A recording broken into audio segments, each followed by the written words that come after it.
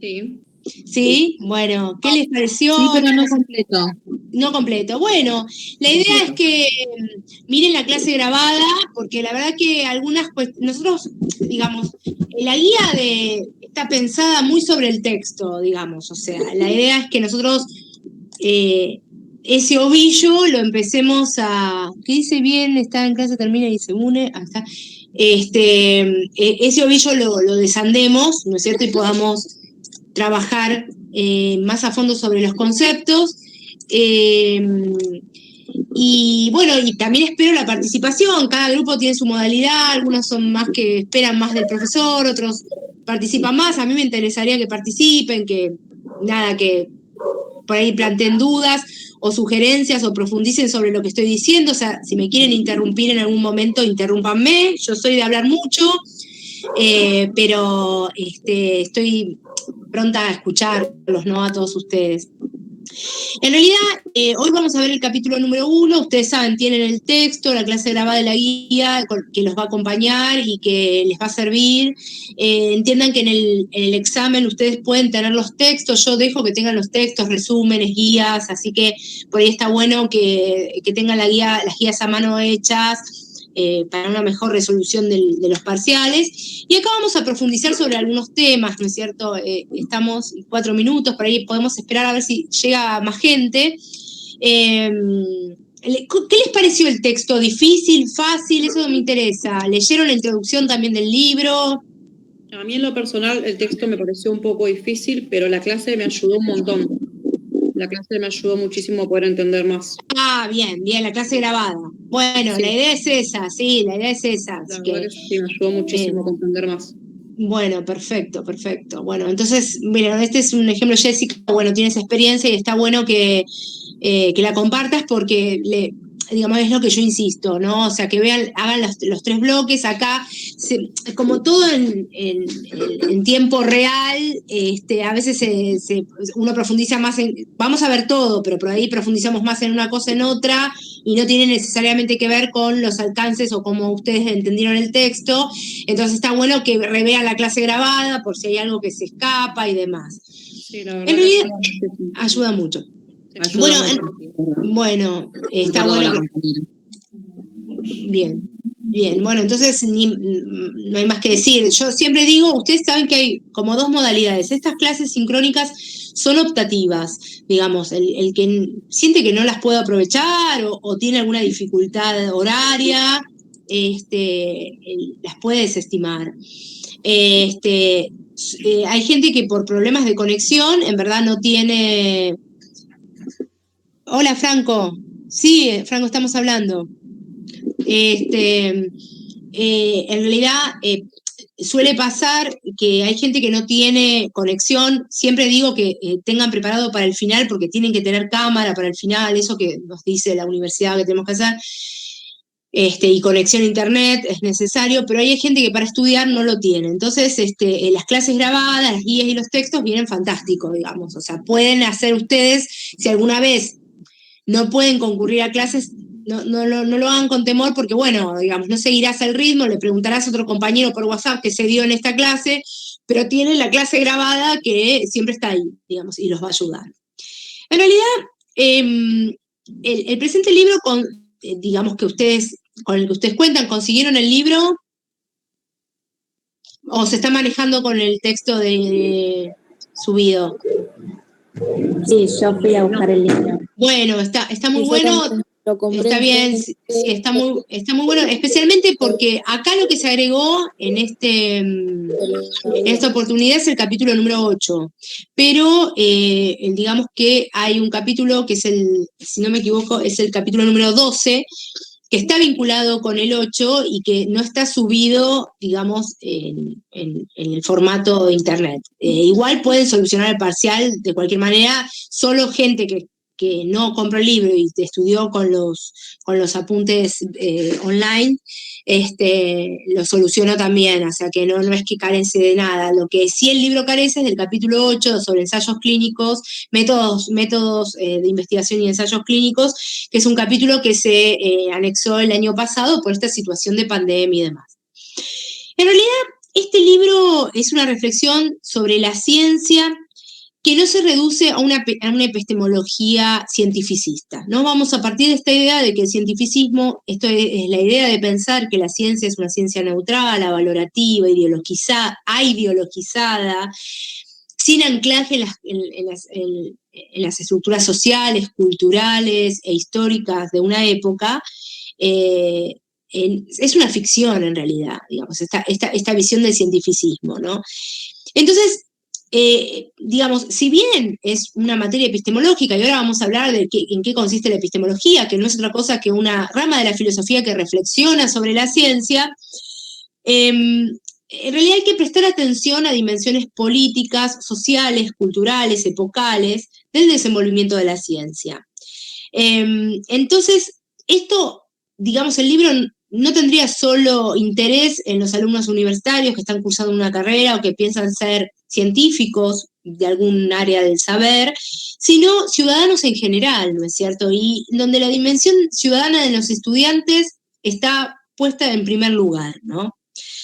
Porque en realidad vamos a trabajar o reflexionar sobre una ciencia que es una ciencia, es una tecnociencia, ¿sí? Es una ciencia eminentemente aplicada a distintos cursos de acción prácticos, y es una ciencia mercantil, anclada en un mercado. Un mercado que en realidad, como todo mercado, es un mercado fuertemente desigual. Hay muchos que tienen poco y pocos que tienen mucho.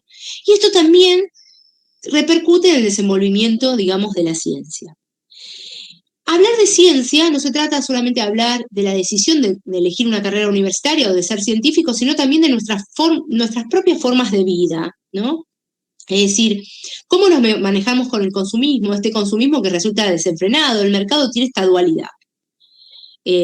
No solo genera o motiva al consumo, sino que genera nuevas necesidades, nuevos consumismos. En realidad vamos a ver que hay una revolución, que es la revolución del conocimiento, que abre enormes posibilidades a la humanidad en función de la informática, de la fisión del átomo que trajo la invención de la energía atómica, la biotecnología, la ingeniería genética, la nanotecnología, las nanociencias, los nuevos materiales, digamos, la ciencia moderna que inicia en el siglo XVI, y ahora vamos a hablar de los orígenes o los génesis de la ciencia, trajo enormes posibilidades para la humanidad.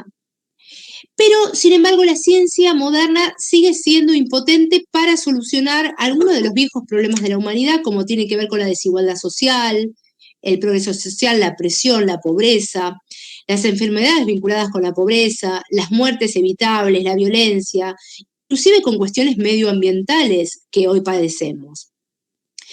En este sentido, el paradigma de la ciencia es el paradigma de las ciencias sociales y naturales, digitado en realidad por el hemisferio norte o los países centrales. Entonces, un poco el libro replantea este estado de la cuestión y dice, en realidad se debe abrir camino a las ciencias sociales, la sociología, las ciencias políticas, la ciencia de comunicación, que escucha a la población, a los fenómenos medioambientales, ¿no? En donde hay cuestiones inclusive filosóficas que nos ocupan, que son dejadas de lado en el paradigma de la ciencia moderna actual. Por eso la reflexión del libro no solo forma parte de reflexionar acerca de cómo seremos como profesionales o científicos, sino atendiéndonos a la propia ciudadanía. Esto es la reflexión política, el interés público que involucra la ciencia, la tecnología, las aplicaciones de la ciencia al campo industrial. También nos replantea nuestra posición como consumidores. Tenemos que ser conscientes del esfuerzo que detrás de la producción de bienes y servicios, hasta de la energía que demandamos, está la ciencia, que la ciencia nos atraviesa desde que entramos a un cuarto y prendemos una luz, por ejemplo, y que esto tiene consecuencias deseables. Digamos, nadie puede negar, digamos, el alcance de las vacunas, la invención de la penicilina. Sin embargo, hay consecuencias también perjudiciales en nuestro consumo o incluso en un tipo de ciencia volcada a intereses mercantiles, como son, por ejemplo, las industrias bélicas, ¿no? Armamentistas. Debemos preguntarnos, ¿nuestra ciencia es ambientalmente sostenible? ¿Se puede mantener el mismo nivel de empleo sin continuar con el deterioro ambiental?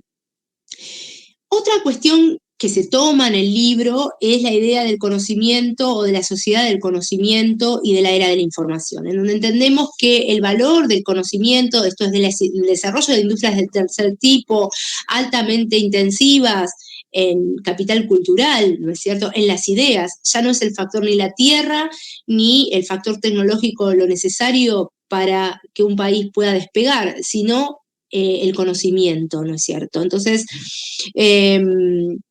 esto va a ser tematizado también y va a ser un poco como vamos a trabajar sobre la idea de qué país queremos frente a esta nueva sociedad de la información, como diría Manuel Castells, el catalán, la era de la información, si ser un país meramente consumidor de tecnología que producen países centrales o ser productores de este alto valor agregado que implica las industrias del conocimiento.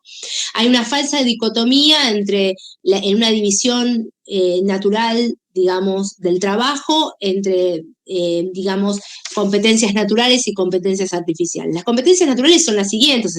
Sabemos que la Argentina fue y será alguna vez el granero del mundo, digamos, con capacidades de la tierra para generar cultivos, alimentos que podrían sanear el hambre de toda la humanidad, inclusive.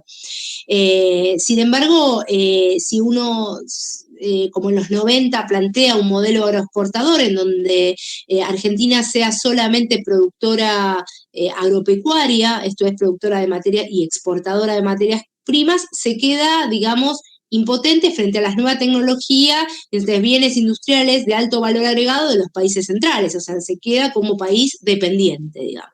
La idea de David Ricardo era esa, que había países con unas competencias naturales y otras competencias artificiales. Las competencias artificiales tienen que ver con la inversión en educación, en ciencia y tecnología, que es lo que apuntan los países centrales ahora. Entonces, también la dicotomía de generar o un país industrial o un país agroexportador es una falsa dicotomía. La verdad que hay que aprovechar algo de ambos aspectos. Y lo vemos con, por ejemplo, la producción de cereales, la producción inclusive de cítricos, de frutas, verduras, inclusive con la producción del litio, ¿no? De salmueras de litio.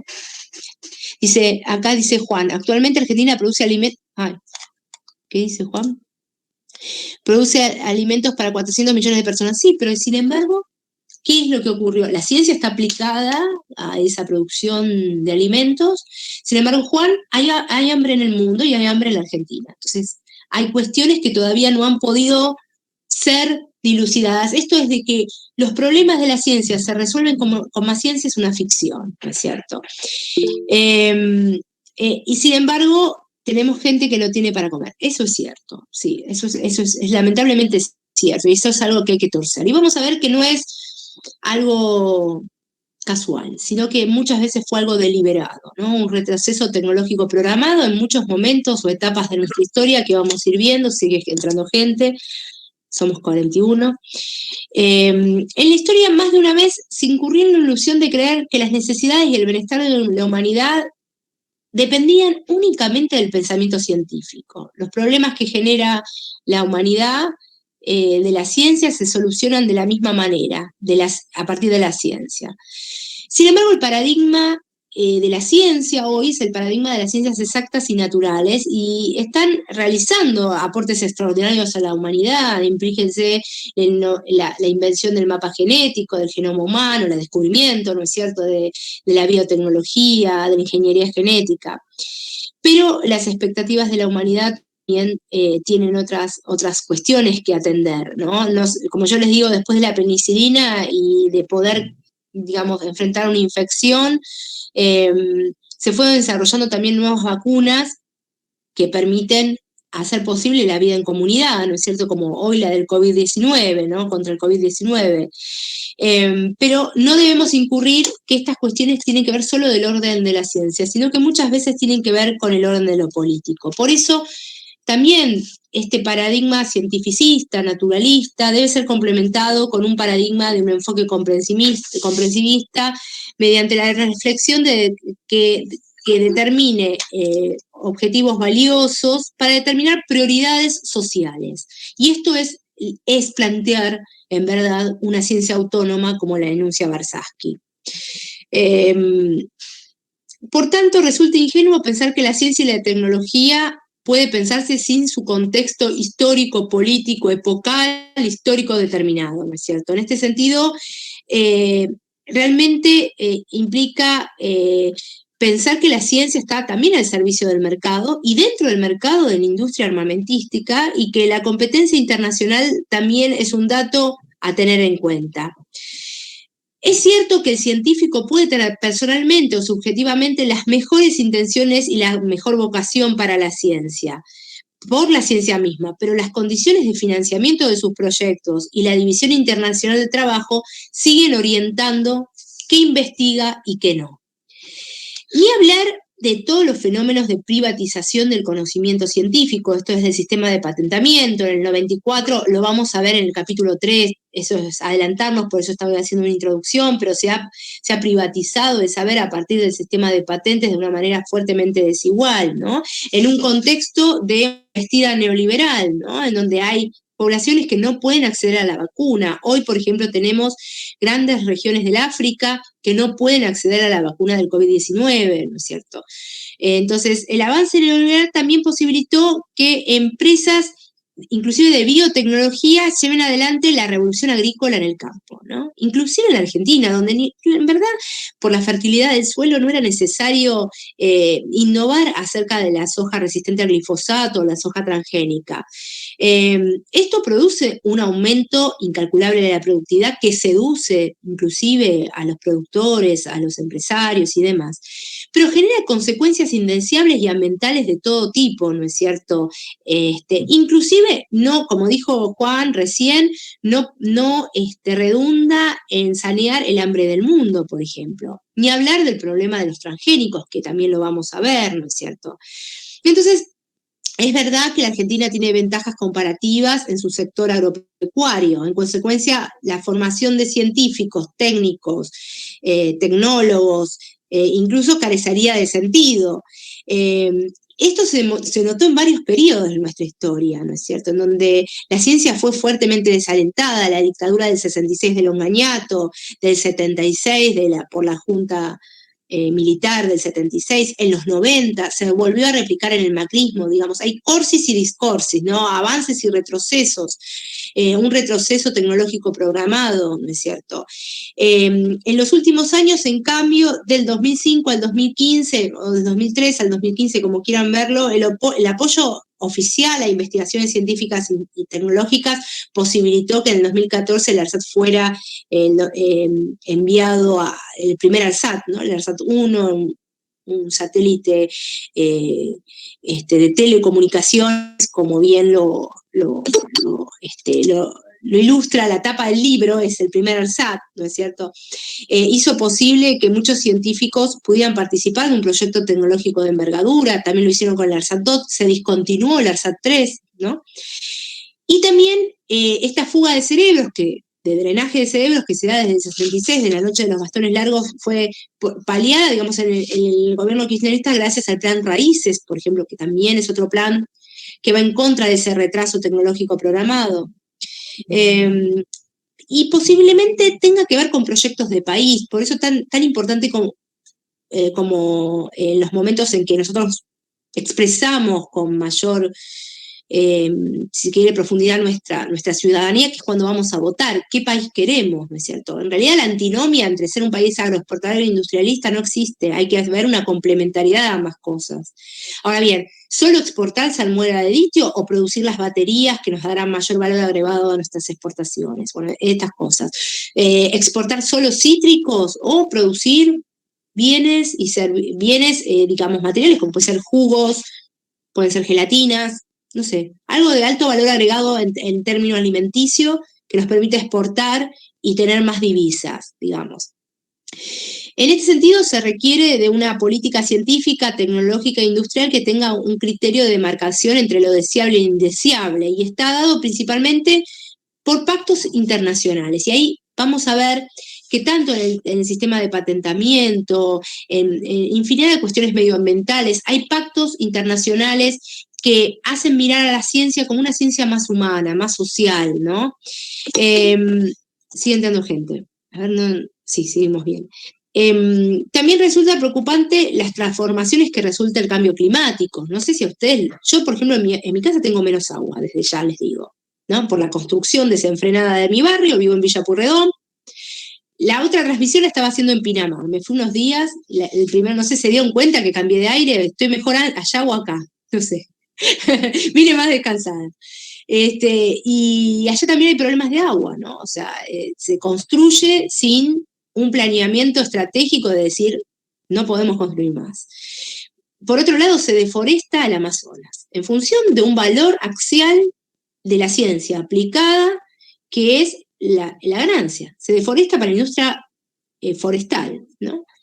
Ahora bien, esto hace que el desmantelamiento, digamos, del Amazonas genera sequías y falta, y disturbios todavía en las lluvias, ¿no es cierto?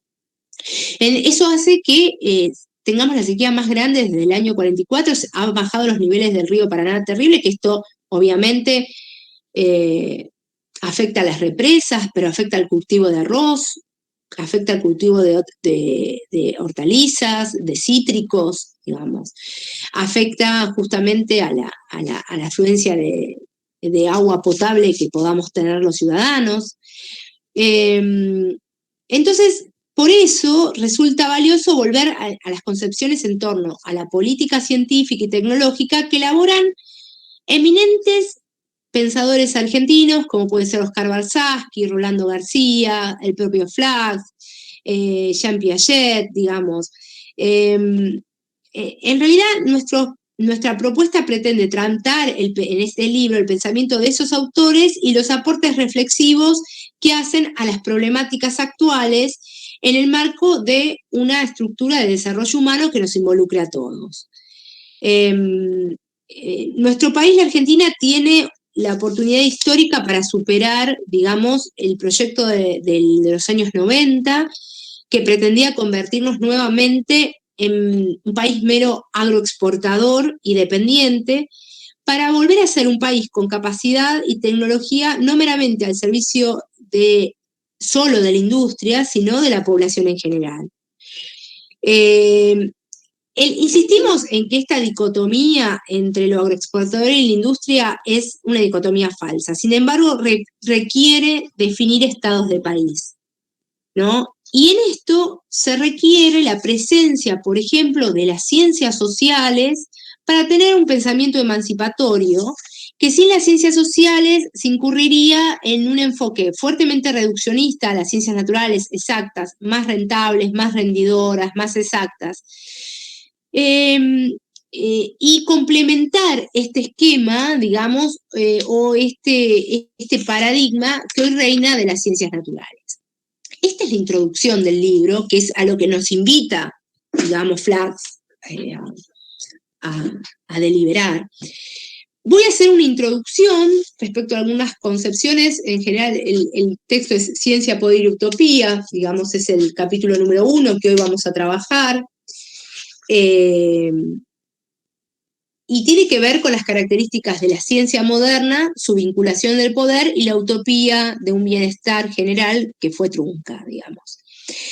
Para eso tenemos que considerar algunos, digamos, para mí, algunos conceptos para poder saber entender de qué estamos hablando cuando hablamos de ciencia, de qué estamos hablando cuando hablamos de poder. Ciencia y poder se involucran recíprocamente, ¿no? O sea, son dos cosas que vienen de la mano. La ciencia moderna surge en el siglo XVI y ahí se separa de la filosofía. Es una disciplina que intenta dar cuenta de los fenómenos de la realidad e intenta modificarlos.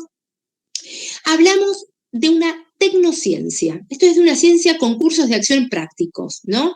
Y además de una ciencia mercantil, teniendo en cuenta que es una ciencia volcada al mercado, donde el mercado no es una arena igualitaria, es una arena desigual, donde muchos tienen poco y pocos tienen mucho, ¿no? Además, la ciencia, tal como se la piensa, pretende arribar a leyes universales, esto es válidas para todo tiempo y lugar, y son leyes que puedo corroborar, en donde puede haber una contrastación o verificación empírica y modificar con ellos la realidad. Desde que nacemos hasta que morimos estamos atravesados por la ciencia en todas nuestras decisiones de consumo, lo estamos haciendo, somos veganos, no somos veganos, somos vegetarianos, no lo somos, cuidamos la fauna de nuestro lugar, los humedales, por ejemplo, fíjense lo que está pasando con los carpinchos en el Nordelta, ¿no es cierto? Construimos sobre un humedal, no lo construimos, ¿qué pasa con la fauna, la flora del lugar? ¿La ciencia es filosofía? Bueno, no. La filosofía es una disciplina humanística no científica que pretende interpretar acerca de la realidad, pero no levanta ni leyes ni verdades universales. Y en el caso de considerar que hay una verdad universal, no tiene manera de probarlo. Esther Díaz en una clase da el ejemplo de la filósofa existencialista. Dice, yo como filósofa existencialista que parte del marco teórico sartreano, digo que los alumnos del CBC cursan en el menor tiempo posible la mayor cantidad de materias posibles. ¿Por qué? Porque tienen conciencia de su finitud. Esto es, que son seres finitos y que algún día morirán. Y lo mismo van a hacer a lo largo de su carrera. Eso es una interpretación. Si yo en realidad quisiera hacer un análisis científico, sí, sería una interpretación acerca de la realidad, que no se puede contrastar, como me habían preguntado recién, esperen que diga, Sofía. La filosofía es interpretación, la ciencia es explicación, es comprensión de la realidad. Yo con la filosofía no pretendo contrastar mis hipótesis. En cambio, si yo dijese que los alumnos, digamos, cursan la mayor cantidad de materias en el menor tiempo posible porque tienen conciencia de su finitud, pondría esta hipótesis, haría una encuesta, la contrastaría con la realidad y diría esto es verdadero o falso. Esta ambivalencia no aparece en la filosofía, ¿no es cierto? A partir del siglo XVI, la ciencia se separa de la filosofía, ingresa a lo que hoy llamamos filosofía, alguna vez fue ciencia en el siglo VII, V a.C., ¿no es cierto? Otra disciplina que se menciona en los textos es la epistemología. La epistemología es una rama de la filosofía que reflexiona sobre la ciencia. La ciencia la hacen los científicos. Los que reflexionan acerca de la misma son los epistemólogos, ¿no es cierto? ¿Cuándo una teoría es superior a la otra? ¿Qué método es válido o no? ¿Qué método sirve o no para hacer ciencia? ¿Qué implica la evolución del conocimiento científico? ¿Qué es una teoría? ¿Qué es una hipótesis? ¿Cuál es el método más valioso para alcanzar conocimiento científico? ¿No es cierto? De eso nos va a hablar la epistemología. Ahora bien, vamos a ver que no hay una única epistemología. Hay una fuerte crítica en el capítulo 1 hacia el cientificismo, ¿no? En donde la ciencia es considerada neutral, es reducida al conocimiento científico sin considerar las prácticas en las que ésta se asienta. Esta concepción heredada no ha sido abandonada actualmente y existen inclusive nuevos formalismos que continúan equiparando la epistemología con la justificación lógica de las teorías. Por lo cual, tanto Javier Flax como Rolando García, ¿sí?, como Oscar Barsasky, se apartan del cientificismo, de esta idea de creer que la ciencia es neutral, avalorativa, sin considerar las consecuencias sociales, culturales, éticos y morales de su accionar. Hay otra epistemología, que yo la llamaría epistemología ampliada a lo histórico, ¿sí?, que es una filosofía que se aparta de los neopositivistas o los positivistas del siglo XIX, del siglo XVIII. Y es una filosofía de la ciencia, o epistemología. La epistemología también se denomina filosofía de la ciencia, que reflexiona sobre la misma. La epistemología es una disciplina que surge en el siglo XX, en realidad, cuando el paradigma de la ciencia moderna entra en crisis. Hay una nueva manera de pensar la epistemología, apartada del cientificismo, que es una filosofía de la ciencia que, además de considerar las estructuras formales de las teorías científicas, las relacionan con las prácticas concretas y su inserción histórica. Esto es, la ciencia se ancla en un tejido social, histórico, cultural determinado, ¿no es cierto? Entonces, vamos a ver que desde, por ejemplo, las visiones más positivistas, o lo que vendría a ser la epistemología heredada del positivismo, el cientificismo, se alcanzan verdades universales, válidas para todo tiempo y lugar. En la nueva concepción de epistemología, la verdad universal nunca puede ser corroborada del todo. En realidad, de lo que tratamos son de perspectivas distintas. En tantos seres humanos hay perspectivas distintas o grillas distintas a partir del cual vemos la realidad. La ciencia en realidad no alcanzaría estas verdades universales, invariantes, deterministas, ¿no?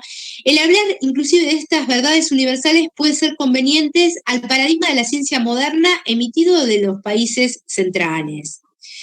La ciencia es un movimiento histórico, cultural y cognoscitivo que surge en el siglo XVI y que todavía existe. Algunos autores modernos creen que seguimos en este estado de la situación, aunque hoy la modernidad está en crisis. Otros autores creen que la ciencia comienza en el siglo XVI, pero que termina en el siglo XX porque el volumen histórico que ocupa hoy la ciencia moderna es otra cosa. Hoy la ciencia moderna está en el eje del debate. Hasta mitad del siglo XX, digamos, la ciencia pura se diferenciaba de la ciencia aplicada o de la tecnología. A mediados del siglo XX, contemporáneamente a la Segunda Guerra Mundial, se inventa, por ejemplo, la informática como tecnología para las tropas en guerra. La informática trajo la fórmula para la fisión del átomo, o sea, la energía atómica, que descubrieron los estadounidenses y no los alemanes. Y el otro gran hijo de la ciencia y de la tecnología es la ingeniería genética, también, sí, lo que se llama la ingeniería genética, en donde, por ejemplo, se hacen investigaciones, investigaciones o lo que luego vamos a conocer como ensayos clínicos, sobre poblaciones marginales, en donde estas innovaciones en realidad son aprovechadas por países centrales, ¿no es cierto? Como por ejemplo las investigaciones que se hicieron en países coreanos, investigaciones genéticas, en donde si bien el objeto de experimentación fueron los coreanos, estas innovaciones fueron usufructuadas por países centrales. Hay otras prioridades. En países centrales hoy se trabaja sobre la ingeniería genética, sobre cuestiones en salud, por ejemplo, que están muy distanciados de nuestros problemas, como puede ser el mal de Chagas, ¿sí? Puede ser la tuberculosis, la malaria, el dengue, ¿no es cierto? Lo cierto es que en esta manera de pensar la ciencia actual, los ideales modernos ya no tendrían cabida en la ciencia, ¿no? La ciencia está al servicio del mercado y la tecnología. Inclusive se pagan aquellos proyectos de investigación o acción que sean más rentables para el mercado. Por eso el paradigma de la ciencia moderna hoy, como lo dice el capítulo 1, es el de las ciencias naturales, ¿no es cierto? Que resultan más rentables, más rendidoras, más naturales, y es el paradigma de la ciencia moderna, aunque, como dice Flax, este paradigma se está revirtiendo. Piensen que hoy hablamos de una tecnociencia en donde la informática, la ingeniería genética, la biotecnología, ¿cierto? La ingeniería nuclear, digamos, todo esto aparece como grandes cursos de acción que tienen sentidos eminentemente prácticos. Ya no se puede hablar de la división que hablaba Mario Bunge entre ciencia pura, ciencia aplicada y tecnología, que ahora después vamos a repasar. Eso es una ficción. Hoy los cursos de acción de investigación son prácticas. Lo cierto es que en el siglo XVI, cuando surgió la ciencia moderna, el científico para poder acceder a la verdad tenía que ser sabio, tenía que tener templanza, ser culto, ser justo. Esto lo decía ya Platón en su diálogo de Tetetos. En la actualidad, una persona malvada que usa rigurosamente el método científico llega a una verdad de algún tipo. Esto es, como diría René Descartes, dejo la moral entre paréntesis. Otra característica de la ciencia es la experimentación, ¿no? Que va de la mano de la construcción del dato, de evidencia empírica, ¿sí? De la contrastación empírica. Los alquimistas no hacían experimentación, hacían experiencias acerca de esa famosa sustancia milagrosa que era el oro, ¿no? Lo que estamos haciendo acá es una experiencia pedagógica, una experiencia áulica.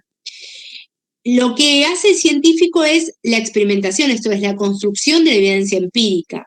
Galileo fue el primero en pensar la solución, por qué los cuerpos son atraídos al centro del universo, y adapto la realidad a mis hipótesis. Primero la idea, y luego obligo a la naturaleza que encaje en mis hipótesis. El primero que hizo técnica, en realidad fue Galileo Galilei, decía, en una mano llevo las hipótesis y en la otra un látigo para dominar la naturaleza. Como dice Francis Bacon, la ciencia moderna se inicia como una actividad de dominio. Dominar la naturaleza es el objetivo de la ciencia moderna. El objetivo es conocer la naturaleza y dominarla a fin de adquirir tecnología. ¿Y qué tecnología? Inclusive en los tiempos de Descartes, ya desde esa época los usos científicos para la guerra existían.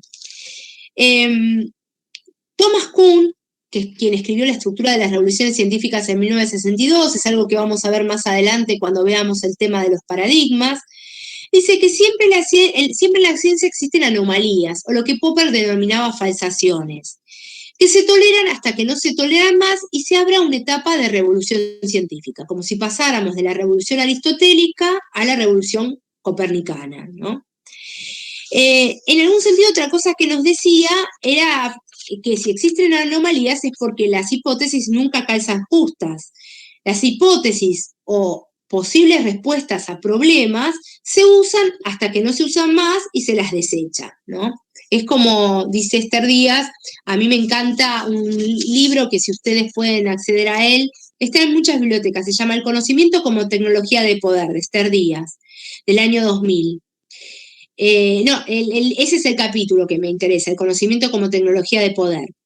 Y el libro se llama La posciencia, el conocimiento científico en las postrimerías de la modernidad, que es un texto excelente de Esther Díaz que nos habla de la vinculación entre el saber y poder. En realidad es una imposición de dominio de saber, y digamos, ella da el ejemplo del cuento de la Cenicienta. Dice, el príncipe busca en su hipótesis, su zapato, el pie que mejor encaje en la doncella ideal, y encuentra a la Cenicienta. Ahora, si la Cenicienta cae por las escaleras y se esguince y el pie se le hincha, no le entrará más ese zapato. ¿Qué hará el príncipe? Y en realidad desecha a esa Cenicienta y buscará otra hasta que encaje adecuadamente sus hipótesis. Por otra parte, estas hipótesis son tan falibles como los hombres que las construyen, ¿no? Porque la ciencia es una construcción hecha por hombres, ¿no?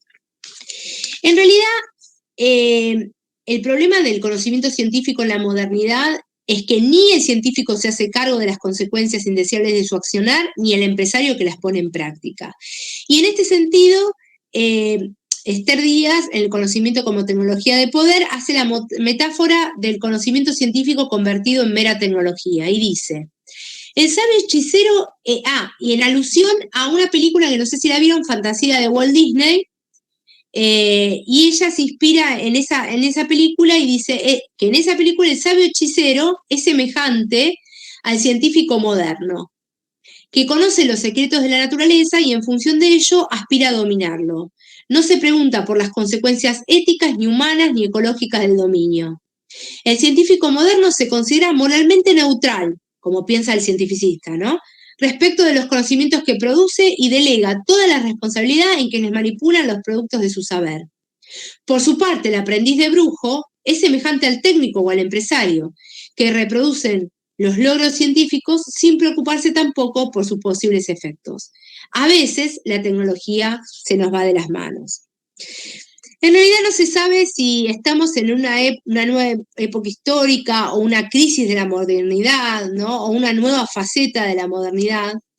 Lo que es cierto que los cambios producidos a partir del mediados del siglo XX, contemporáneamente a la Segunda Guerra Mundial, no son solamente cuantitativos, sino que son también cualitativos, porque responden a otras formas de producción, manipulación de la información. Un paradigma de la modernidad fue la ciencia moderna, pero desde hace prácticamente 200 años, este conocimiento en realidad comenzó a tambalearse. La idea de este paradigma moderno, de tener estas leyes tan absolutas, tan deterministas, tan reversibles, dejan de existir, ¿no es cierto? Entonces, digamos que podemos ver que hay un desarrollo, digamos, del conocimiento científico, ¿no es cierto? Podemos ver que existía un paradigma, si se quiere, geocentrista, el paradigma más bien llamado aristotélico, ¿no es cierto?, en donde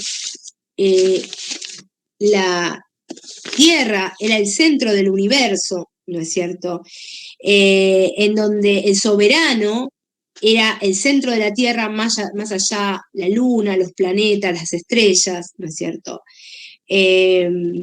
Y digamos que este paradigma fue puesto en cuestión, digamos, por,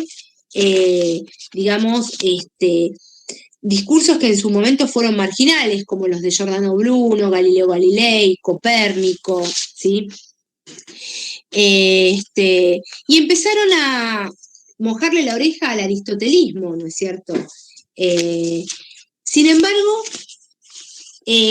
apareció la termodinámica de Fourier y empezó a hablar de que el primer principio de la termodinámica era que la energía no se destruye acabadamente, sino que se conserva. Y luego en 1977 el premio Nobel el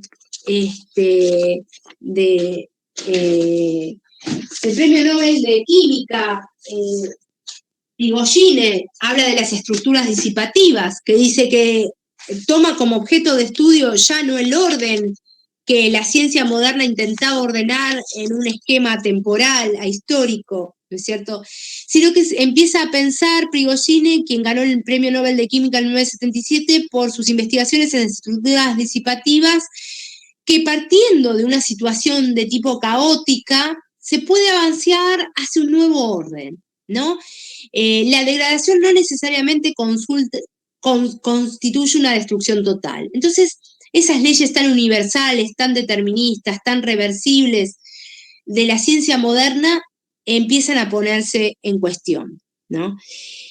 Lo que es cierto, que a mediados del siglo XX, como yo les decía, hay un salto cualitativo en la ciencia moderna, ¿no? Y aparece la fisión del átomo, la informática, que han sido las dos investigaciones que cambiaron la historia de la humanidad, ¿no es cierto? También se creó otra invención revolucionaria que fue la biotecnología. La informática, entonces, la fisión del átomo, la biotecnología, se entrecruzan y establecen alianzas en la ciencia, lo que es la ciencia o el auge de la ciencia moderna desde el paradigma naturalista. Todo lo cual dentro de un sistema neoliberal, ¿no?, en donde las riquezas cada vez se concentran en menos manos. En la economía ocurre como en la tecnociencia y en la ética. Hoy pensamos en la ciencia, más bien en la posciencia, como una manera de conocer y también modificar la naturaleza. Se innova también en el descubrimiento del genoma humano, ¿no?, del genotipo humano, del mapa genético humano. Una invención impresionante como fue la penicilina para las infecciones, de poder conocer, por ejemplo, enfermedades genéticas, ¿no es cierto?, y curarlas. Sin embargo, en base a esta información genética, también en un mundo fuertemente desigual, muchas veces autoritario, se puede utilizar esta información para generar nuevas eugenesias. Eugenesias es la aplicación de las leyes biológicas hereditarias al perfeccionamiento de la especie humana, ¿no es cierto? Esto es, se puede utilizar a la ciencia al servicio de los poderosos para discriminar. Todas las eugenesias se han producido en beneficio de quienes tienen más poder y no de quienes tienen menos poder, ¿no es cierto? La ingeniería genética, incluso el desarrollo bélico, la tecnología consumistas, son las que hoy obtienen más recursos y más cursos de financiación, mientras otras disciplinas científicas son relegadas por ser más cuestionadoras, más comprometedoras, como las ciencias sociales.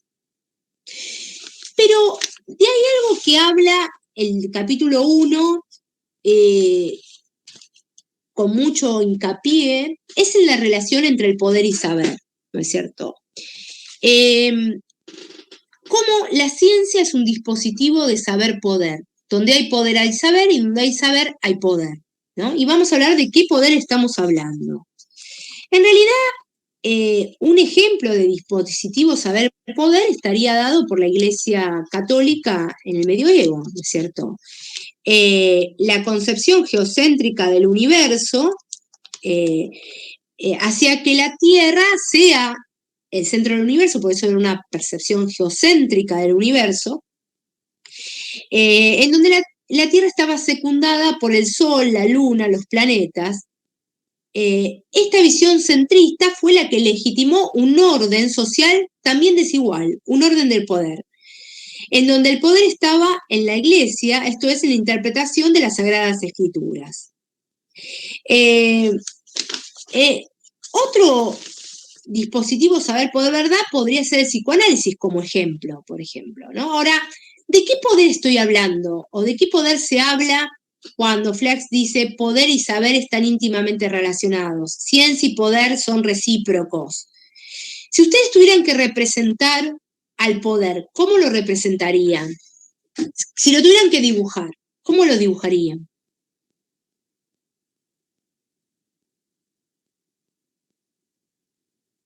¿Como un círculo, un cuadrado? ¿Un círculo quizás? ¿Un círculo? ¿Lo dibujarías como un círculo? Si uno esquemáticamente dirigiría el Para poder. mí sería más como una pirámide. Exactamente. Porque hay un sector que está tiene más beneficios sobre él, hay otro sector, como explica en la revolución industrial, que pierde, entonces se genera más pobreza. Entonces para mí sería más como una pirámide de los que van ganando más y los que van perdiendo. Muy bien, esa es la percepción que todos en general tenemos de poder, ¿no? Que es una probabilidad de imponer el poder más allá de quien lo reciba, en donde habría una pirámide y el poder se posee. Bueno, rompamos con esa visión de poder. No es la que habla Flax ni la que habla Esther Díaz.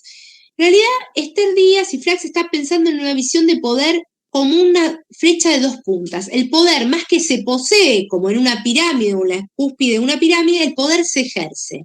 Como una malla social que se expande, en donde habría nodos invisibles, ¿sí? En donde el tejido social está más denso, como dice la compañera, como una pirámide, acá dice otra compañera, decía, en donde en realidad es una malla social de donde se ejerce el poder. Todos podemos ejercer el poder de algún tipo, digamos.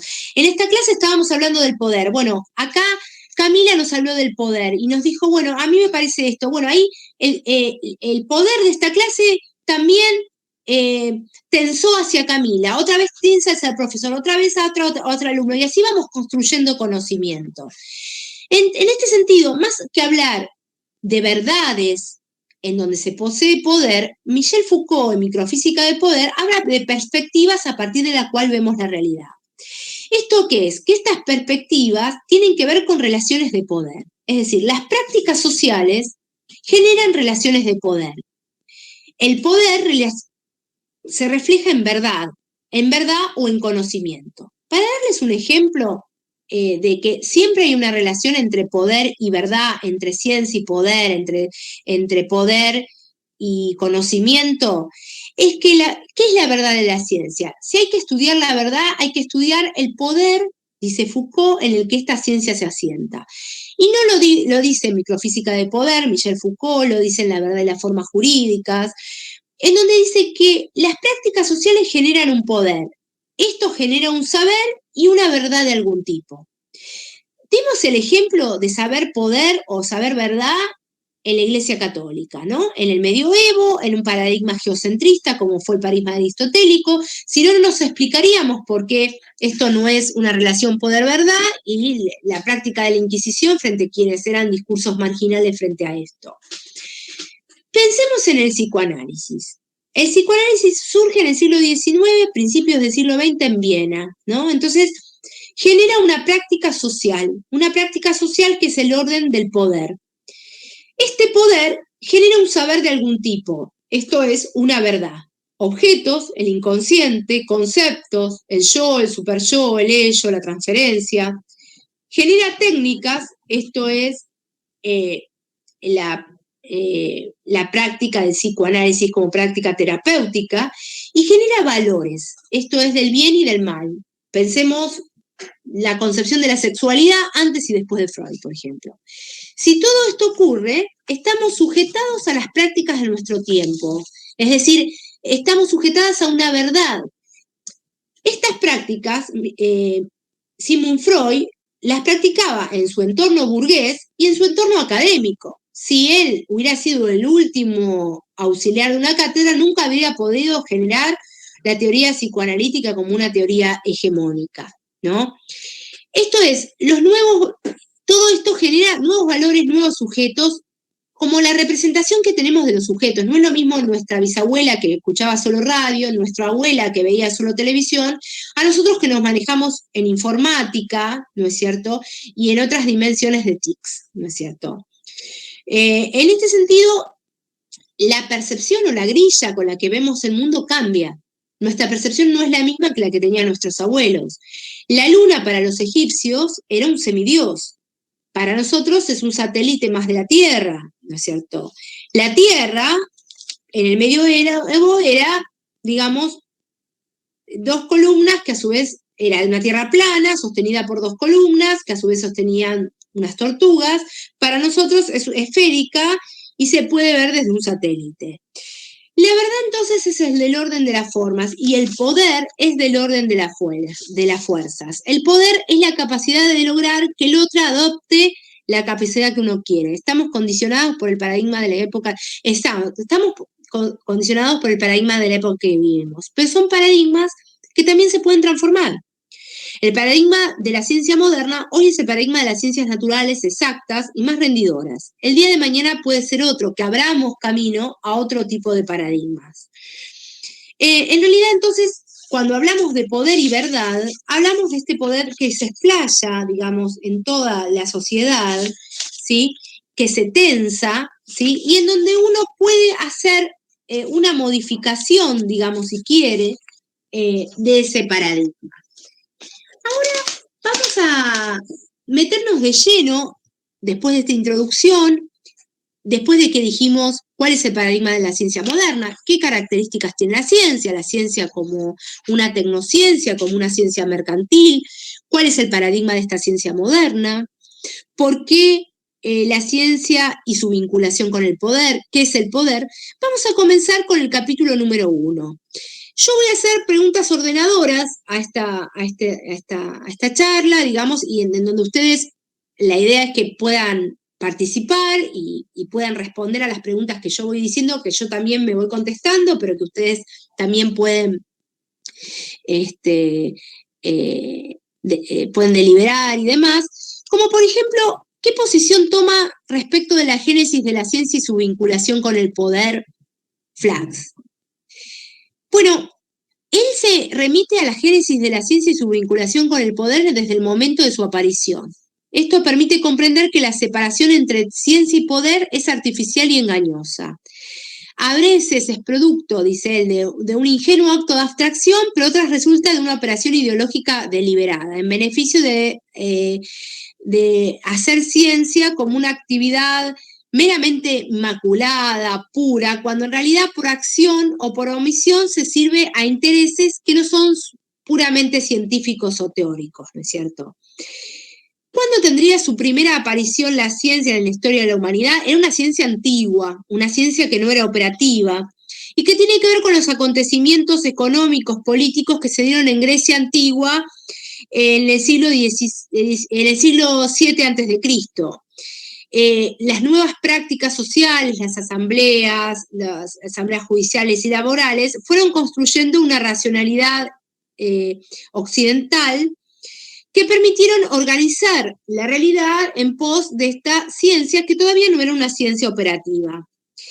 Esta ciencia dio lugar a nuevos métodos y las nuevas disciplinas que fueron conformando lo que fue la ciencia antigua. El ejemplo es la reforma agraria que impulsó desde el gobierno de Dragón en 624 a.C., que requirió de procedimientos para la medición de los campos y fueron plasmando lo que en realidad fue una incipiente agrimensura que luego se ve reflejada en la matemática moderna, en la geografía moderna, en sus elementos en Euclides, ¿no es cierto?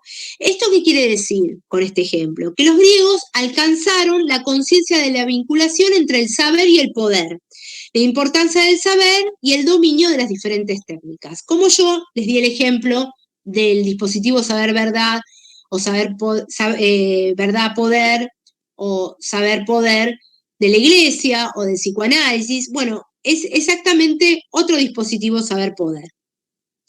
En el capítulo número 1 se hace alusión a un autor que va a atravesar todo el libro de Flachs, digamos, que es Oscar Barsaski, ¿sí? Que es matemático y se destaca por su obra Ciencia, Política y Cientificismo. Mediante esta obra, en realidad, Barsaski puso en evidencia que la investigación científica depende del poder político y económico. Por eso que ha de pensarse en una ciencia politizada. Demostró que la ciencia pura, es decir, aquella que no tiene otro interés que la investigación misma, no es algo que se evidencia en la realidad.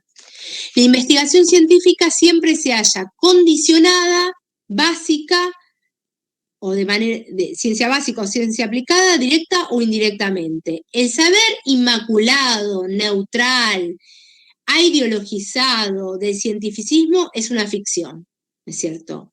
Saber y poder se hallan íntimamente vinculados.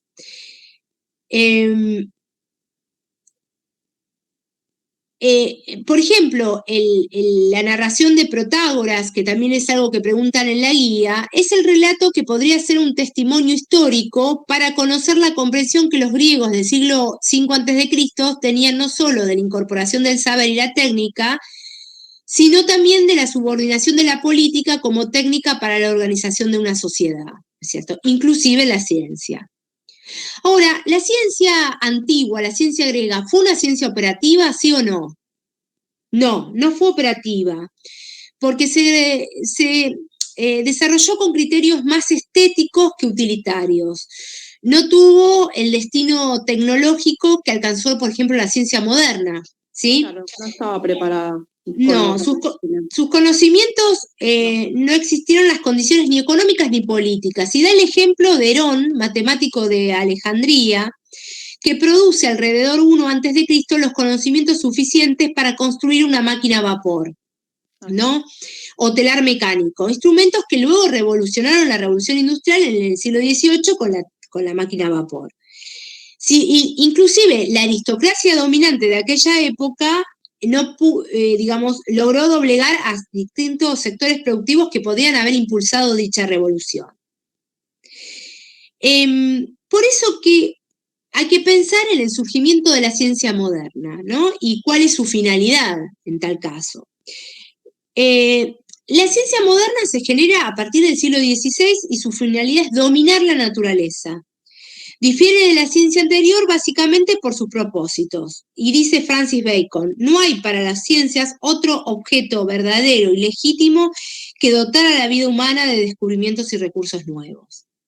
Entonces, ¿en qué se diferenciaría la ciencia medieval de la moderna? Contra una ciencia medieval puramente verbalista, carente de métodos, de técnicas, se plantea una ciencia operativa, esto es concursos de acción prácticos. ¿Quiénes son los fundadores de esta ciencia moderna? Francis Bacon, Galileo Galilei, fundadores de la ciencia moderna, que no solo revolucionarían su saber por las innovaciones, sino también por las innovaciones metodológicas alcanzadas, sino también por el sentido que le dieron a su actividad. Y esto es lo que dice Descartes en el discurso del método. René Descartes, que es un empirista, que lo vamos a ver más adelante, dice, es posible llegar a conocimientos muy útiles para la vida, y que en lugar de la filosofía especulativa es posible encontrar una práctica por medio de la cual, conociendo la fuerza y las acciones del fuego, del agua, del arte, de los astros, de los cielos y de todos los demás cuerpos que nos rodean, tan distintamente como no conocemos los oficios varios de nuestros artesanos, podríamos aprovecharla del mismo modo y de esa suerte hacernos dueños y poseedores de la naturaleza. El sentido de la actividad científica, entonces, es dominar la naturaleza. En el mismo momento de su surgimiento, entonces la ciencia se constituye como un instrumento de dominio. Además, como dice Francis Bacon, saber es poder. En realidad se estaba gestando una época de la humanidad asignada por las grandes utopías, ¿no? La utopía del nuevo mundo, donde era posible vivir plenamente, donde la humanidad alcanzaría niveles de felicidad deseadas a partir de dominar la naturaleza. Un poco en el capítulo número, si vamos al libro específicamente, el capítulo número 1, en el epígrafe dice: por el imperio del hombre sobre la cosa tiene su único fundamento en las artes y en las ciencias, pues solo se ejerce imperio de la naturaleza obedeciéndola. Y esto tiene que ver con que si bien poder es saber y hay que dominar la naturaleza, hay que hacerlo con cuidado, si no Hegel hablaría de la venganza de la naturaleza, ¿no? Que es lo que ocurrió con la revolución industrial. El hombre, lejos de sanear sus penurias, sus desigualdades, se convirtió esclavo de ellas. En el aforismo 3, que piden en el cuestionario, que a veces genera cierta confusión, dice: la ciencia del hombre es la medida de su potencia, porque ignorar la causa es no poder producir el efecto. No se triunfa sobre la naturaleza sino obedeciéndola. Entonces, en realidad, lo que está hablando de este aforismo es que saber es poder, ¿no? Pero que a la naturaleza hay que respetarla, si bien que la ciencia moderna, en el mismo momento de su fundación, es un instrumento de dominio, de poder. Su sentido es inequívocamente el poder y el saber, ¿no es cierto? En este sentido, nosotros podríamos plantearnos cuál fue el lugar de la ciencia para la revolución industrial, ¿no es cierto? La revolución industrial planteaba problemas que requerían otros desarrollos técnicos aplicados, por ejemplo, a la metalúrgica, a la ingeniería química, a la energía. En ese sentido, la revolución industrial hubiera sido trabada sin estos conocimientos científicos, pero la ciencia, sin la demanda de la industria, no hubiera crecido como lo hizo. Entonces, hay una relación de reciprocidad entre la ciencia, la técnica, la industria y el mercado, ¿no? Son relaciones recíprocas, ¿no? Ahora, ¿qué repercusiones tuvo la revolución industrial para la humanidad? Lo que diría Hegel, la venganza de la naturaleza. El hombre, lejos de deslindarse de las penurias del trabajo y las necesidades naturales, se vio sometido a nuevas penurias, ¿no? La revolución industrial también creó pobreza, la máquina a vapor reemplaza a miles de trabajadores o de braceros que quedan desocupados, el libre comercio barrió con las economías regionales, ¿no es cierto?, que también quedaron a la deriva. Entonces, la utopía moderna no conducía a esta sociedad idílica como la Nueva Atlántida, que pensó Francis Bacon, que iba a ser el reino de la igualdad, de la felicidad y demás. Lejos de ello, asentó nuevas penurias, nuevas necesidades. Porque pensaban solamente en el dominio, ¿no? En el dominio, y sí, se transformó en una ciencia, digamos, una tecnociencia que iba tendiente a la maximización de los beneficios de un mercado, que por ahí era exiguo, y así fue. El paradigma imperante que se conformó a través de la ciencia moderna, digamos, tiene que ver con la acumulación de la ciencia destinada a recursos vinculados a las ciencias más rendidoras, más exactas y más naturales, ¿no? Sin embargo, es un poco por lo que nosotros vimos, nosotros, digamos, la informática, la fisión del átomo, la biotecnología, la industria armamentista, ¿no es cierto?, terminó siendo el paradigma de la ciencia moderna. Sin embargo, y entonces esto dio lugar a que las ciencias exactas y naturales fueran el paradigma de la ciencia moderna, dejando de lado otras ciencias como las ciencias sociales. Sin embargo, Flax, Barsaski y Rolando García creen que cada vez estas ciencias sociales son más necesarias y que este paradigma, digamos, va a dar lugar a uno nuevo, ¿no es cierto? Eso también es lo que dice. Ahora bien, ¿qué tipo o qué tipología de científico moderno postula Oscar Barsaski? ¿Cuáles serían los dos tipos de científicos modernos? Está el rebelde, puede ser. Sí, uno es el rebelde. Y el cientificista. Y el cientificista. ¿Y qué dice el cientificista y el rebelde? Bueno, son repuestos. El cientificista prácticamente reúne a todos los anteriores que había hecho una separación entre los que estaba el totalista, los fósiles y los reformistas. Claro. Prácticamente ellos no se hacen responsables de sus investigaciones y dicen ser neutrales, a diferencia del rebelde que busca responsabilizarse de sus investigaciones. Exactamente, exactamente. Los dos tipos se reducen al cientificista y al científico rebelde, ¿no? Como dijo, ¿quién me habló recién? Que tengo un nombre, Jess Free. Mal. ¿Cómo te llamás? Sí, soy yo. ¿Cómo te Jeffrey. llamás? Jeffrey, qué lindo nombre, nunca lo había escuchado. Jeffrey. Bueno, dice, Gracias. se trata de un auténtico dilema entre el científico rebelde que cuestiona el modelo establecido, como dice Jeffrey, y el científico que se entiende de los efectos indeseables del accionar de la ciencia, ¿no es cierto? El cientificista siempre está protegido por esta supuesta neutralidad valorativa, neutralidad de la ciencia, de libertad de investigación, como si el científico pudiera ser libre. ¿Puede ser libre el científico? No. ¿Desentendiéndose de todo condicionamiento como si esto fuera posible? No, evidentemente no. ¿Existe el científico solitario? No. Tampoco. Los científicos no se bastan a sí mismos, no son autosuficientes, son miembros de una comunidad científica que los condiciona, los institucionaliza de distinta manera, ¿no? Sí, Exactamente, se los disciplina en determinados métodos, como dice Jessica, en determinadas reglas, en determinadas temáticas, excluyendo otras posibilidades de investigación. Esta comunidad acepta inclusivemente los condicionamientos de una ciencia que está pergeñada para el hemisferio norte con las prioridades para ese hemisferio. Cuando nosotros debemos ser, según Barsatsky, una ciencia autónoma que nos planteemos nuestras propias prioridades, ¿no es cierto? Y esto lo vamos a ver un poco más adelante. Ahora, ¿qué relación hay entre la ciencia y el mercado? La ciencia es una disciplina al servicio del mercado, por eso estamos hablando de una tecnociencia. La ciencia moderna es una tecnociencia con un doble propósito: satisfacer las necesidades del mercado y crear nuevas necesidades para imponer nuevos productos, ¿no? Dice, se necesita de esta comunidad, se nutren de la comunidad, a su vez se nutren con el intercambio, exactamente. Generan su propia demanda, sí. La finalidad de la ciencia es satisfacer las necesidades de un mercado que desgraciadamente se reifica, es decir, cobra su propia vida.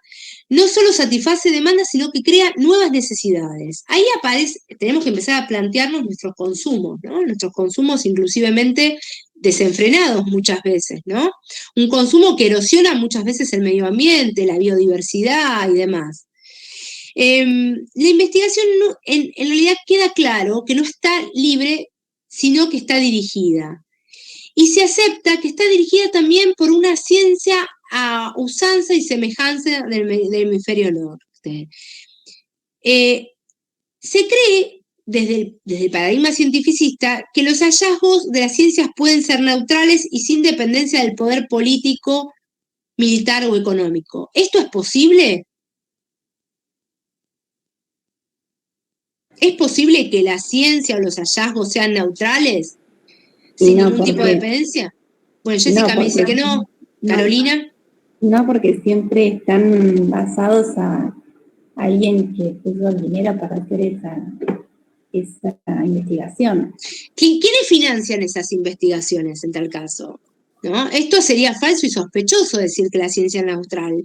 Las instituciones entonces, como dice Carolina, Daisy, Jessica, me hacían así muchos, las instituciones entonces presionan al investigador, los investigadores conocen las prioridades del mercado y orientan sus proyectos en función de estas necesidades, ¿no es cierto? Es como denuncia Barsatsky, que él denuncia que el mercado, la ciencia está sometida a los intereses que tiene el mercado. Exactamente. ¿No? Entonces es como que también el mercado financia lo que la ciencia, lo que le sea redituable, digamos. Va a financiar lo que le sirva, digamos, ¿no? Por así decirlo. Exactamente. Voy a enchufar la computadora. Sea cual sea la investigación que a ellos les sirvan, ellos van a financiar. Exactamente. Los condiciona de algún modo. Esa idea de la libertad del científico no hay que confundir libertad con autonomía científica. Vamos, ahí hay un contrapunto que hay que diferenciar. Sí. Esto del financiamiento, ¿no? ¿Sería lo mismo como un financiamiento desde las instituciones? ¿Estaría hablando del Estado? Se financia. No, en realidad los cursos de investigación prácticos no los financia solamente el Estado. El problema es que los financian a multinacionales con intereses que están muchas veces por fuera de nuestro país, ¿no? El sector privado también financia investigación científica. En general el Estado financia investigación básica, ¿no es cierto? Las investigaciones más tecnológicas que tienen un correlato tecnológico y por lo tanto una inserción en el mercado más factible, son financiadas por el sector privado. Pensemos en la industria farmacéutica, ¿no es cierto? Digamos, cursos de acción prácticas que sean rentables por el mercado son en general no financiadas por el Estado. Sin embargo, si vos te pones a pensar en el financiamiento de las investigaciones básicas, pero también en la formación de profesionales en las universidades, todo eso lo hace el Estado, ¿no es cierto? Sin embargo, los réditos se los llevan las empresas privadas o países centrales, en donde muchos de los investigadores terminaron, por ejemplo, en situaciones como las del 66, de la Noche de los Bastones Largos, emigrando a otros países, quienes usufructuaron el saber de este importante capital cultural que eran estos investigadores, fueron países centrales y no nosotros, dice Fabiana. Lo básico, en algunos casos hay científicos que pagan sus propias investigaciones así. Es muy difícil que paguen sus propias investigaciones los científicos, siempre necesitan de algún tipo de financiamiento, el investigador en sí no es libre, ¿no? Siempre va a depender del aporte o de lo privado o de lo estatal, ¿no es cierto? Hay un autor que critica a Warshawski, que es Mario Bunge, ¿no? Él escribe en 1919 Ciencia y Desarrollo, y él lo critica porque Mario Bunge insiste en separar abstractamente los ámbitos de la ciencia básica, la ciencia aplicada, la técnica, la economía, después la filosofía y la ideología por otro lado. Esta división resulta falsa, ¿no es cierto? La separación abstracta de estos compartimentos estancos que él ve resulta falsa. Por el contrario, siempre el ámbito económico condiciona la investigación, aun sea básica o sea aplicada, ¿sí? Ello se pone de manifiesto inclusive en el cuadro que el propio Bunge hace al finalizar su esquema de ciencia y desarrollo, en donde dice que hay un flujo incesante entre la ciencia básica, la aplicada y la tecnología. Por ejemplo, la vacuna parecida, digamos, según Bunge, si tuviéramos este esquema, el virólogo que estudia varias cepas de virus en general sería ciencia básica. Un científico que estudia el virus del SIDA en particular sería ciencia aplicada. El que realiza la vacuna contra el SIDA sería técnica. Aquí Bunge estaría discutiendo, por ejemplo, el contexto económico, inclusive ideológico de la industria farmacéutica y el posible interés del imperio para no descubrir la vacuna y seguir generando cócteles anticidas que son más costosos y más redituables, ¿no es cierto? Otro ejemplo que da el texto es el de las investigaciones de Louis Pasteur, cuyas investigaciones en microbiología en realidad fueron fomentadas para digamos, beneficiar o para mejorar a una cerveza alemana y poder competir más exitosamente, ¿no es cierto? Entonces ahí vemos cómo, digamos, el mercado, digamos, en algún sentido financia y tensa al investigador. Ahora, ¿cuál es la concepción alternativa a la idea de una ciencia cientificista que cree que es neutral, que cree que es libre? Es la ciencia, es decir, ¿cuál es la concepción alternativa frente a una ciencia mercantil? La ciencia mercantil existe, pero ¿hay una alternativa frente a esto? Me preguntaban, si lo financia el sector privado, ¿es para beneficio de todos o es para beneficio de un grupo pequeño? Y es lo que les decía, el mercado es fuertemente desigual. Entonces, Warshawski postula una concepción alternativa de la ciencia en la cual la labor de los investigadores no sea guiada solo por intereses empresariales, ¿no? La libertad, dice Warshawski, no debe confundirse con la carencia de condicionamientos. Los condicionamientos para el investigador van a existir siempre. Pero sí es posible la autonomía. Es decir, él habla de una ciencia autónoma, esto es que fije sus principios, sus propios intereses, una ciencia orientada hacia el cambio social, que tiene que ver con lo que él concibe la justicia social, y lo que se puede garantizar mediante un trabajo interdisciplinario, entre varias disciplinas. Por eso que él concibe a la ciencia alternativa como una ciencia autónoma, una ciencia para el cambio social y una ciencia interdisciplinaria. La autonomía científica supone poder discernir lo verdadero de lo importante, ¿no? Existen ramas de la ciencia, dice, cuyas verdades resultan irrelevantes, y dedicarse a ellas supone dedicar tiempo a problemas que no nos interesaría resolver. Por ejemplo, hay que dedicarse a cursos de acción de problemas que en realidad son relevantes para nuestra sociedad, relevantes esto significa que nos interesa resolver. No es lo mismo una teoría sobre el petróleo para Suiza que para Venezuela, que es el primer productor de petróleo, ¿no? O sea, ahí está, en el caso de la tecnología sucede lo mismo. Por ejemplo, la adquisición indiscriminada de tecnología llave en mano, tecnología enlatada, implica comprar muchas veces tecnología obsoleta, incluso incompatible con nuestro sistema productivo, aun cuando pueda ser de última generación. Por eso se trata, muchas veces esto es posible de saber qué es relevante o qué no a partir de lo que es la investigación interdisciplinaria. Por ejemplo, si yo les decía, queremos construir un embalse para aportar energía a una zona rural, tenemos que evaluar los prejuicios y los beneficios colaterales que esto puede implicar, ¿no?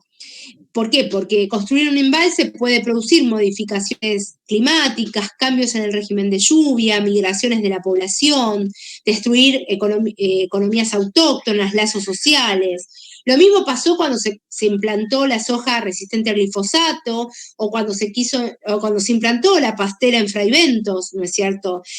O sea, no se trata de que cada uno, digamos, parta de su disciplina, y esto lo vamos a ver en capítulos posteriores, y que reproduzca la cadena tradicional de descripción, explicación del fenómeno, predicción, decisión, sino que se parte de la decisión, qué es lo que queremos para nosotros. Esto es invertir la secuencia y partir de la decisión. Esto significa definir objetivos a investigar, establecer problemas a resolver y establecer soluciones posibles. Se trata de predecir para decidir y orientar la investigación. Esto es, por ejemplo, poner en la balanza si, digamos, la industria forestal es tan necesaria como el agua, como que la población argentina pueda contar con agua para sus cultivos, con agua para la energía eléctrica, como en la actualidad la sequía, producto de la tala del Amazonas, está provocando una sequía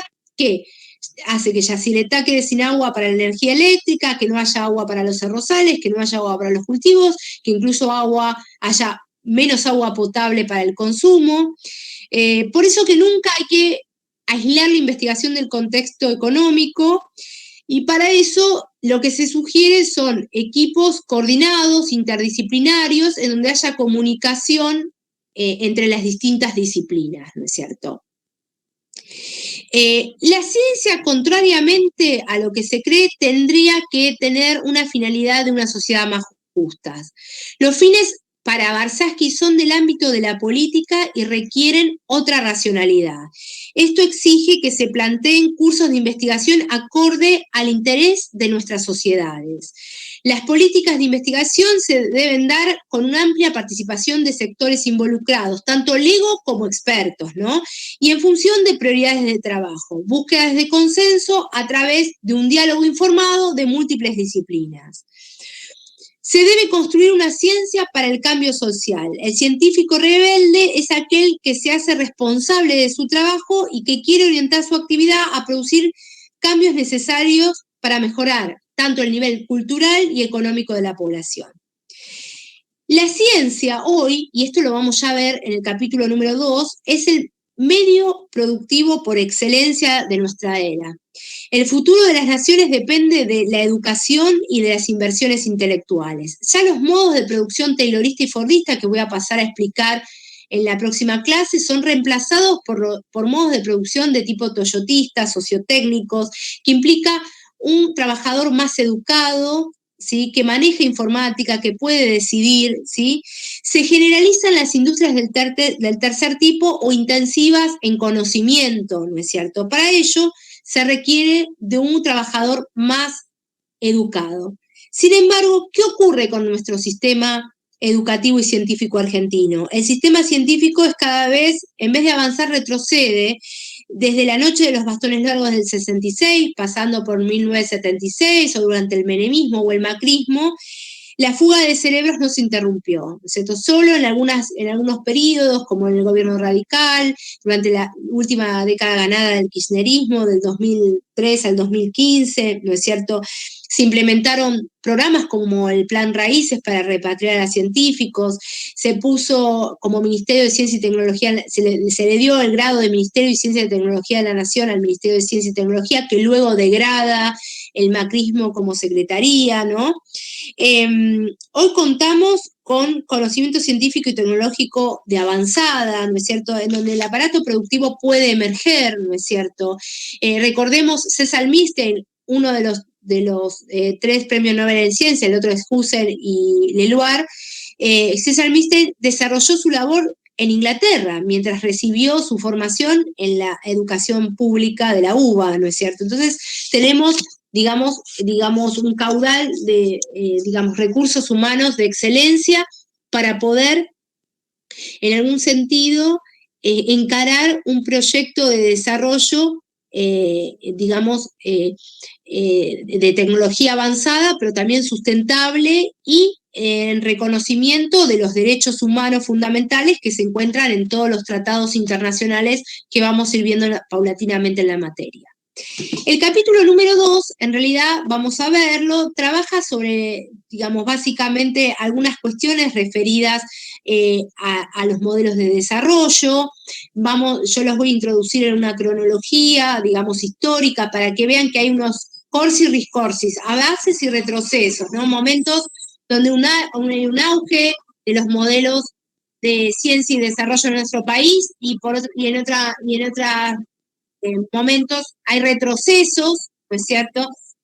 Y vamos a ver la década ganada, que la sitúa entre el 2003 y el 2015, Flax, en realidad la sitúa entre el 2005 y el 2015, en donde yo les voy a pedir que ustedes elijan alguna innovación tecnológica y que cuenten un poco la historia de qué ocurrió. Por ejemplo, tenemos nanotecnología, impresoras 3D, industria satelital, el litio, el INVAP, ITEC, entre tantos. Elijan la que más les entusiasma y vean de qué manera esto floreció en algún momento histórico y por qué decayó en otro, ¿no?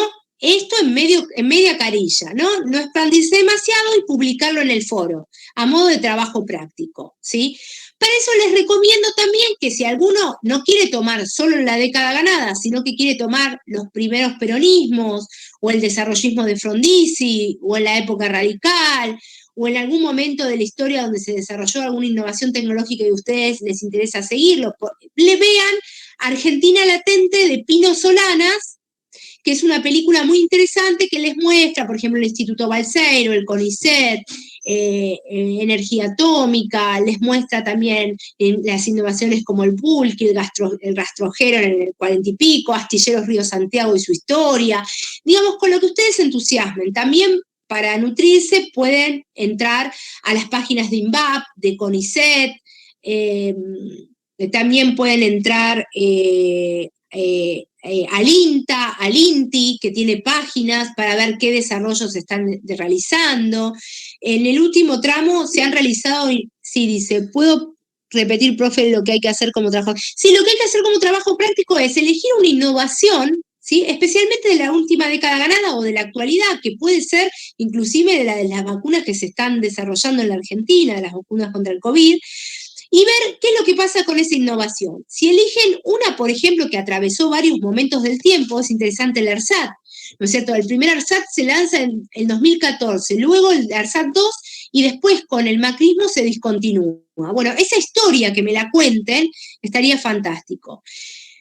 El libro trabaja desde el 2013 al 2015, pero si a ustedes les interesa una innovación anterior, pueden ver Argentina Latente, pueden ver nuevos materiales y nanotecnologías del canal Encuentro, ¿sí? Si les interesa. En el canal Encuentro hay muchas de estas cuestiones, o alguna página que hable sobre tecnología, también que puedan rastrear por internet, como yo les dije el primer día, vamos a hacer de internet un uso cuidado, ¿no? En donde no seamos náufragos de internet, sino que sepamos lo que queremos buscar, a lo que vamos.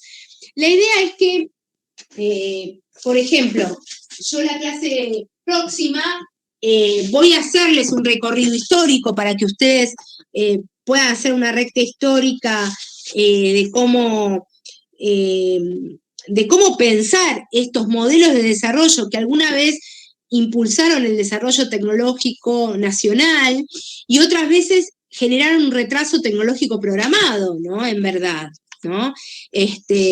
Vemos los casos del 66, de 1976, pero también vemos el menemismo del 89 al 99. En realidad, vamos a ver cómo hay una revisión de este modelo de desarrollo tecnológico, de tecnología avanzada del 2003, y una nueva revisión del modelo sustitutivo de importaciones. Vamos a ver que hay como dos modelos. El modelo agroexportador, que se quiso plasmar en los 90, y el modelo sustitutivo de importaciones, el del 2003 al 2015. Y cómo después se vuelve a reeditar el modelo, digamos, agroexportador, más volcado en la industria extractivista, financiera, digamos, y de desindustrialización. En ese sentido, yo les voy a introducir una recta histórica que la voy a armar yo para mostrarles cómo estos modelos de nación van cambiando, cómo hay progresos y retrocesos, ¿no es cierto? La idea es que ustedes ubiquen en esa recta histórica algún desarrollo tecnológico y me cuentan qué es lo que ocurrió, ¿no? Si, por ejemplo, se desarrolló en 2003, ¿qué pasó después del 2015 con el ARSAT, por ejemplo, ¿no? Bueno, digamos, básicamente es eso lo que pretendo que ustedes hagan, y que lo cuelguen en el foro, lo que encuentren, ¿no? La innovación tecnológica. Por ejemplo, también está la tecnología 3D, ¿no? Que también es interesante. La vacuna contra el cáncer de pulmón, ¿sí? Hay infinidad. En el libro se las mencionan. Elijan algunas de ellas y muéstrenme de qué se trata. La idea es que lo vuelquen en el foro, pero también participemos y hagamos algo bien participativo en la clase próxima del jueves próximo. O sea, que la próxima clase lo que vamos a estar viendo es el capítulo número 2, ¿sí? De este capítulo número 1, ¿algo que me quieran comentar? ¿Se entendió? ¿Les sirvió la clase para profundizar? ¿Sí? Bueno, eso es lo importante. Sí, profe, me dice Sofía, acá Camila también, las dos Camilas, Camila Silva y Camila Garófalo, me decían que sí, que les sirvió. Bueno, la idea es seguir estudiando, gracias a ustedes. Nos vemos el jueves próximo entonces, ¿sí? Con este mismo link, ¿sí? Recuerden que tienen que ver el texto, las guías y la clase grabada ya del capítulo 2 y así trabajamos con eso también. Bueno, ¿le hago una consulta? Bueno, Sí, sí. ¿El foro es en Websi o en el aula virtual que hay que subirlo? No, en el Websilabus. Gracias. El foro de Websilabus. Ya ahora seguimos nuestra comunicación por el foro de Websilabus y por todo por el foro de Websilabus, ¿sí? La tarea la subimos el lunes, cuando ustedes quieran, antes del jueves, súbanla, ¿sí? Antes del jueves, así yo les doy una mirada y también, no sé si voy a poder responderle a todos, pero por lo menos saber en qué andan, si van bien, súbanla antes del jueves, ¿sí? Y después la comparten acá, que eso sería interesantísimo, que vean qué investigaron y demás. vean la Argentina Latente, que les va a servir, y nanomateriales en Canal Encuentro, que también es algo que les puede servir si a alguno le interesa algo sobre nanotecnología, ¿sí? Bueno, me despido. Nos vemos. Que estén bien. Chao. Nos vemos, profe. Chao, nos vemos. Que Gracias. estén bien. Gracias Chao. por la clase. No, gracias a ustedes.